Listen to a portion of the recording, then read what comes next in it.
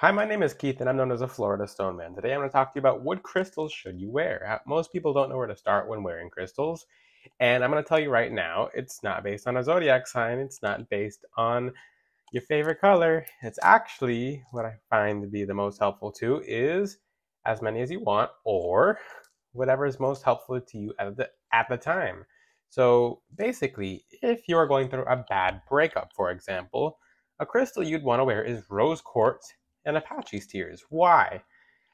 Rose quartz helps you love yourself. Apache's tears helps you release. So that's just a good example of a combination that would be good for your situation at the time. Now you can continue to wear this so in the future that you still have that power and of releasing what you went through and basically learning from it and loving yourself. So it serves in the present moment and in the future as well.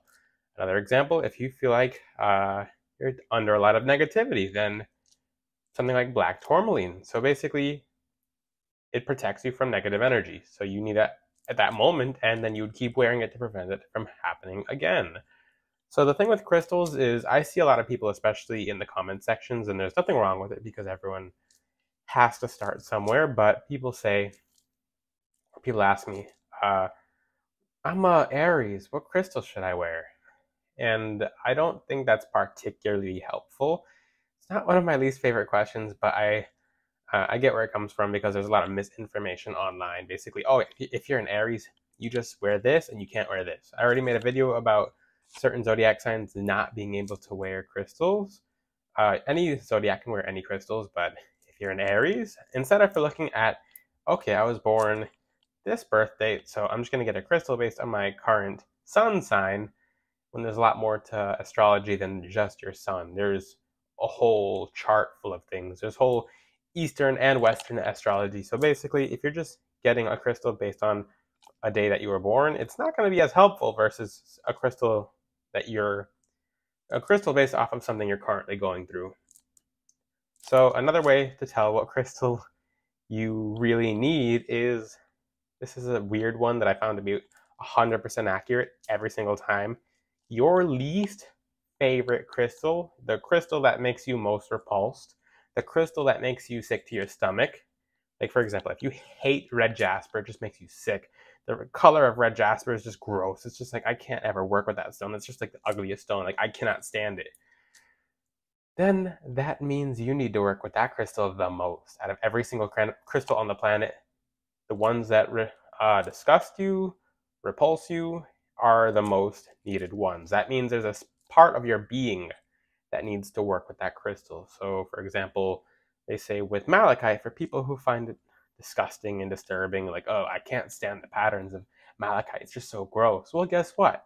That's a transformation crystal, and by the time you start working with it, and by the time you're ending when you work with it, or if you continue to work with it, it's going to create some giant transformation in your life. It's very, very simple. So basically, how do you know what crystal you should use? One, based on the situation you're currently going through.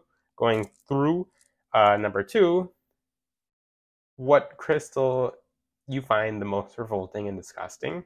For me, it was dogtooth calcite, and basically it helps heal the mind. So it helped me move past a certain situation, and I'm like completely at a point of peace now.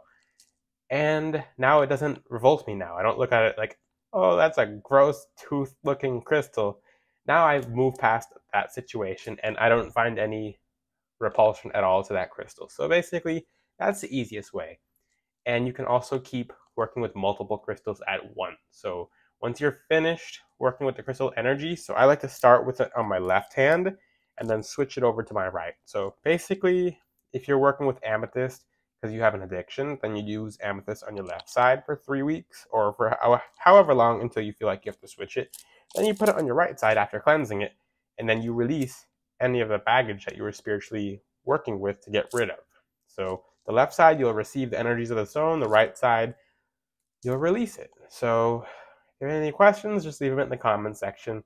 I'm always here to help you guys. So bye.